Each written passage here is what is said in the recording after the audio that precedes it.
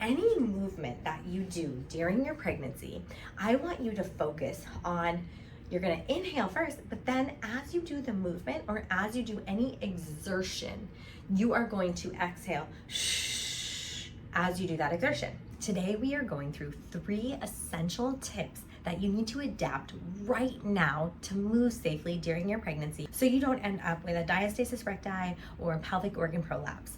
So we want to make sure that you make these adjustments in your daily habits starting today. The minute you find out you're pregnant or whenever you see this video, these are the tips that you're going to need to use to move safely as your body is changing so drastically. Our hormone, relaxin and progesterone, they increase the joint laxity so that you have more flexibility in your joints. This also means that you can get hurt a little bit more easily, which we want to avoid. And as your stomach is stretching and your abs are stretching, we want to avoid them separating as much as possible. And how we do that is we learn how to activate your transverse abdominis. So before we even get into these movement techniques that you need to adjust, we're going to talk about adapting and learning how to, before we get into these movement techniques that I want you to start to incorporate into your daily life, we are going to talk about activating your transverse abdominis muscle, the initial reaction to activate this muscle before you go into any movements, whether that's going from sitting to standing, whether that's even going from standing to sitting on the couch. Maybe that's even what needs to be activated when you get out of bed. So how do you activate this muscle? The transverse abdominis muscle is located here. So it wraps around your belly like a natural corset. I'm gonna give you a side view of my belly here. So here's my lower belly, and when I'm fully relaxed, it's hanging out a little bit. And then as I contract, you can see it firm, and it comes in and it comes up. Again, you can watch that. Relaxing here, and then engaging it, and it comes up. Okay, it's really important that you learn how to activate those muscles. A couple tips to activate those muscles is you can exhale and make a shh sound, and that helps these hip bones come together because the muscle connects from here to here. You'll feel this firming like right underneath your navel to above your pubic bone, and then you let it go.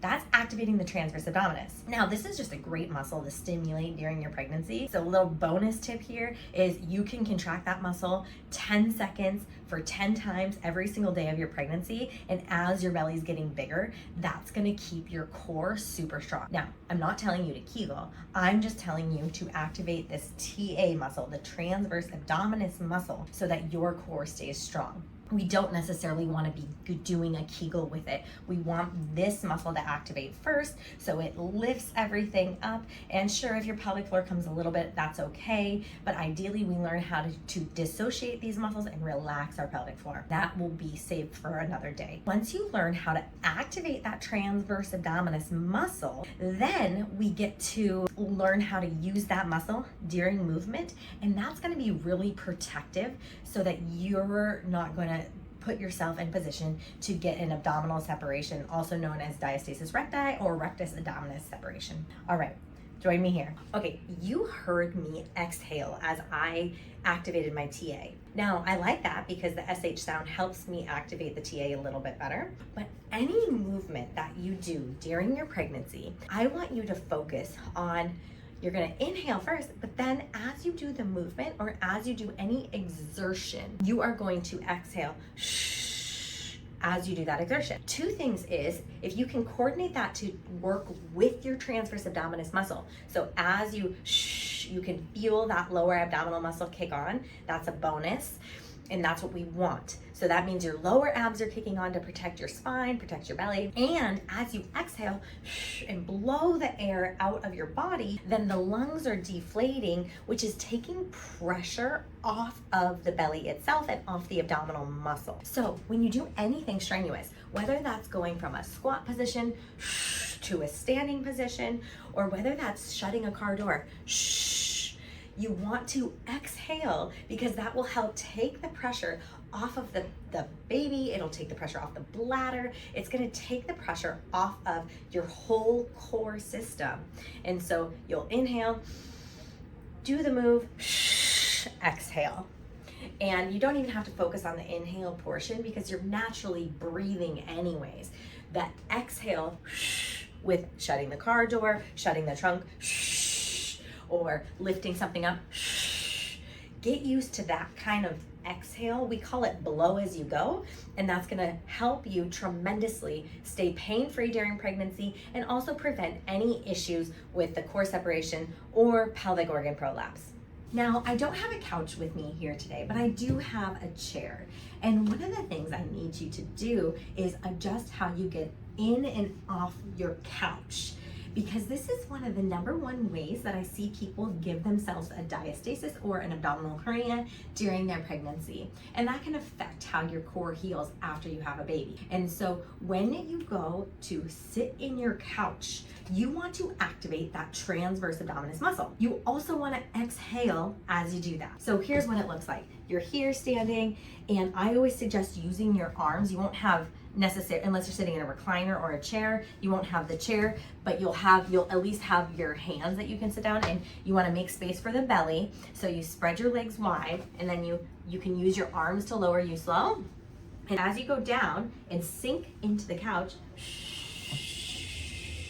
you're exhaling and you're focusing on keeping that lower abdominal muscle contracted and pulled up and in, because that will help reduce the amount of force that your rectus abdominis is going to have as you recline into the chair. And believe it or not, it takes a ton of abdominal strength to be able to do that eccentric lengthening of the rectus abdominis. And it's not something that should be played with really truly during pregnancy, as your abdominal wall is growing bigger every single day. And so highly recommend adjusting the movement. So when you sit in the couch, you use your arms,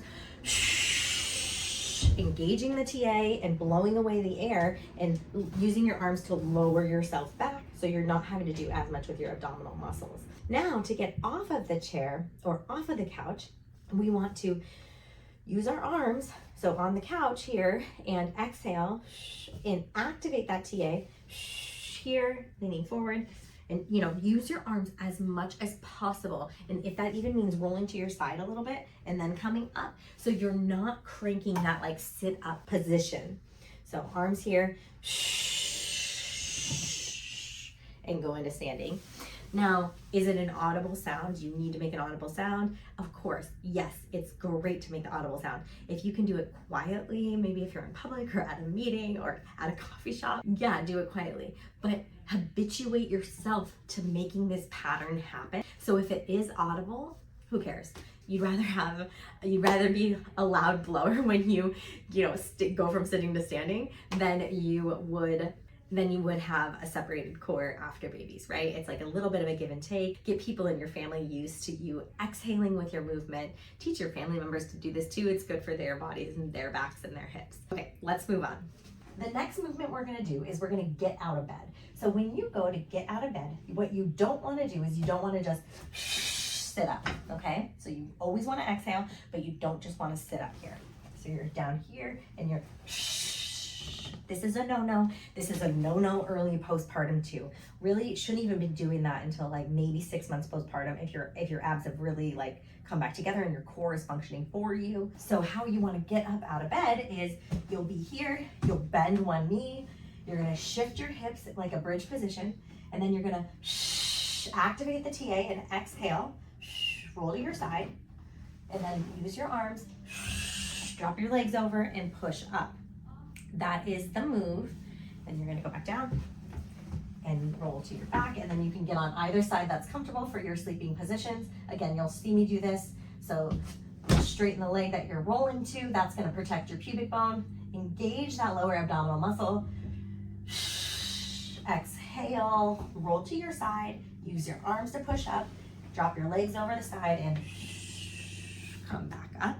If you need to to take another inhale during the process and then begin to exhale again, that is okay. But these are the 3 modifications that if you make these modifications early on in your pregnancy, you are going to save yourself. You're going to save yourself pain. You're going to save yourself problems with pelvic organ prolapse and problems with diastasis recti. So help prevent this and do these adaptations during your pregnancy, and they will help tremendously. I'm Dr. Allison Felt. You can join us for our body motion birth preparation protocol at either our Edmonds location or a Holsbo location in Washington State. If you are out of state, a lot of people will travel here for a week in their pregnancy just to come learn how to connect to their pelvic floor and receive the protocol so they can start working on preparing for birth so they can have faster deliveries and have less tearing and recover a whole lot better. Thank you so much for joining me. Please like and subscribe to this video and share this with all of your pregnant friends.